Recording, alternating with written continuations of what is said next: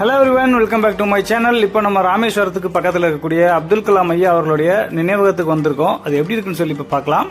நீங்கள் மதுரையிலிருந்து தனுஷ்கோடி போயிட்டு இருக்கும் பொழுது தேக்கரும்பு அப்படிங்கிற ஒரு ஊரில் அப்துல் கலாம் அவர்களுடைய உடல் வந்து அடக்கம் பண்ண இடம் இருக்குது. இது வந்து ஒரு மியூசியம் மாதிரி வச்சுருக்காங்க. அவர் யூஸ் பண்ண திங்ஸு, அவருடைய ஸ்டாச்சூஸு, அவருடைய ஒரிஜினல் ஃபோட்டோஸு, அப்புறம் ராக்கெட் சம்மந்தப்பட்ட சின்ன சின்ன விஷயங்கள், இந்த மாதிரி எல்லாமே இங்கே வச்சுருக்காங்க. இதனுடைய விசிட்டிங் டைம் வந்து பார்த்திங்கன்னா காலையில் 9 மணிலேருந்து 5 மணி வரைக்கும். அதனால் 5 மணிக்கு மேலே நீங்கள் வந்தீங்க அப்படின்னா உள்ளே அலோவ் பண்ண மாட்டாங்க. இது வந்து ஃப்ரீ தான். அதனால் நீங்கள் போகும்பொழுது வாய்ப்பு இருந்துச்சு அப்படின்னா வந்து நீங்கள் கண்டிப்பாக விசிட் பண்ணி பாருங்கள். ஜஸ்ட் வந்து ஒரு 1/4 மணி நேரத்துலேருந்து ஒரு அரை மணி நேரத்துக்குள்ளே நீங்கள் இதை கவரேஜ் பண்ணிடலாம். எல்லாத்தையும் பார்த்துட்டு வெளியே வந்துடலாம். ரொம்ப நேரம்லாம் தேவைப்படாது. ஸோ தனுஷ்கோடி நீங்கள் போகும்பொழுது இதையும் வந்து பார்த்துட்டு போங்க. இதனுடைய அவுட்டர் லுக் வந்து இந்த மாதிரி தான் இருக்கும் பார்க்குறதுக்கு. இந்த பில்டிங்குள்ளே வந்து பார்த்தீங்கன்னா நீங்கள் என்ட்ரன்ஸில் உள்ளே போயிட்டு வெளியில் வர்றதுக்கு அவங்களே வந்து ஒரு செயின் மாதிரி போட்டு ஒரு லூப் பண்ணி வச்சுருப்பாங்க. அதனால் டைரெக்டாக நீங்கள் உள்ளே போயிட்டு வெளியே வர மாதிரி இருக்கும். ஃபோன் வந்து நாட் அலோடு உள்ளுக்குள்ளே. அதனால் நீங்கள் மொபைல்ஸ் எல்லாம் வச்சுருந்தீங்க அப்படின்னா நீங்கள் வந்து வெஹிக்கிளில் பேக்குள்ளே பத்திரமா வச்சுட்டு போயிருங்க. வெளியிலேயே வந்து செக் பண்ணி தான் அனுப்புவாங்க. ஸோ ஃபோன் வந்து கொண்டு போகாதீங்க. மொபைலோ கேமராவோ எதுவும் வந்து உள்ள அலௌடு கிடையாது. அதனால் நான் ஃபோட்டோஸ் வச்சு சிம்பிளாக அந்த வீடியோ வந்து மேக் பண்ணியிருக்கேன்.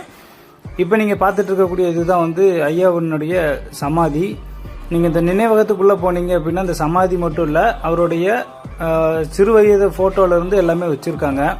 அவர் யூத்தாக இருக்கும்போது அவருடைய ஃபோட்டோஸ் எடுத்தது, அவருடைய வீணை வாசிக்கிற மாதிரியான ஒரு சிலை அதெல்லாம் வச்சுருக்காங்க. எதனாலன்னா அவர் வந்து வீணை வந்து விரும்பி வாசிப்பாராமா.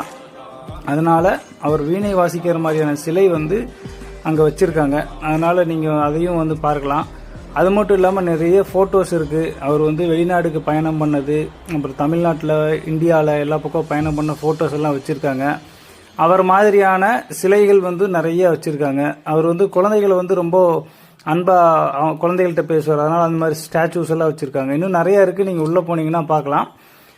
நீங்கள் வந்து அந்த பேக்கரும்பு அப்படின்ற ஊருக்கு போகும்போது கண்டிப்பாக இந்த நினைவகத்தை பார்க்க மறந்துடாதீங்க. இந்த அப்துல் கலாம் நினைவகத்தை பார்த்து முடிச்சுட்டு நீங்கள் வந்து பாம்பன் பாலத்தை பார்க்கறதுக்கு மறந்துடாதீங்க. நம்மளுடைய சேனலில் இந்த பாம்பன் பாலத்தை பார்த்தினா ஃபுல் டீட்டெயில்டு வீடியோ போட்டிருக்கோம். அதையும் செக் பண்ணி பாருங்கள். இது மட்டும் கிடையாது, நிறைய டூரிஸ்ட் பிளேசஸ் வந்து நம்ம எக்ஸ்ப்ளோர் பண்ணி போட்டிருக்கோம். ஸோ எல்லா வீடியோ வந்து செக் பண்ணி பாருங்கள். பைக்குக்கு வந்து ரிவ்யூஸு, அப்புறம் ஸ்கூட்டி டிரைவிங் டிப்ஸ்னு நிறையா நம்ம போட்டிருக்கோம். ஸோ எல்லாத்தையும் வந்து உங்களுக்கு விருப்பம் இருந்தால் செக் பண்ணி பார்த்துட்டு நீங்கள் வந்து கமெண்ட் பண்ணுறதுனா கமெண்டில் சொல்லுங்கள். இது போல் வேறு வீடியோவில் சந்திக்கிறேன். நன்றி, வணக்கம். Signing off Vijay Prabhakar.